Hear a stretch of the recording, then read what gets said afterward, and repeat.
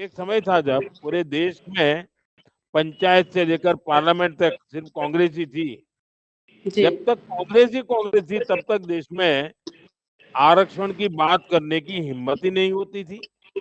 जी कांग्रेस ऐसी आवाजों को कुचल देती थी क्योंकि नेहरू जी से लेकर राजीव गांधी तक शाही परिवार के सभी लोग आरक्षण के घोर विरोधी रहे हैं। जी तब दलित समाज, ओबीसी समाज, आदिवासी समाज, छोटी-छोटी अनेक जातियों में जी छितराया हुआ था।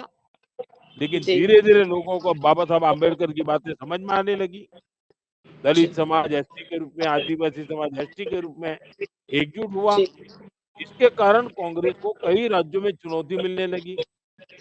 ओबीसी जी समाज तो 1990 तक एकजुट ही नहीं हो पाया था। जब एकजुट हुआ तो कांग्रेस का दिवाला निकल गया। तब से लेकर आज तक कांग्रेस केंद्र में पूर्ण बहुमत वाली सरकार ही नहीं बना पाई। जी और आज पूरे देश में गिन करके सिर्फ 3 राज्यों में उनकी सरकार है। और जहाँ-जहाँ दलित, ओबीसी और आदिवासी सबसे ज़्यादा है, सबसे जागरूक है और एक एक है, वहाँ भाजपा और एनडीए सरकारें हैं। नॉर्थ ईस्ट हो, ओडिशा हो, छत्तीसगढ़ हो, एमपी हो, गुजरात हो, राजस्थान हो, यूपी हो, बिहार हो, महाराष्ट्र हो, हरियाणा हो, यहाँ एससी, एसटी, ओबीसी आबादी सबसे अधिक है। और इन सभी राज्यों में भाजपा एनडीए सरकार है। यहाँ कांग्रेस के आने के कोई आसार दूर-दूर तक नहीं है।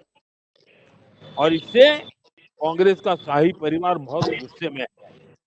इसलिए उन्होंने एससी, एसटी, ओबीसी की सामूहिक शक्ति को ही तोड़ने का फैसला किया।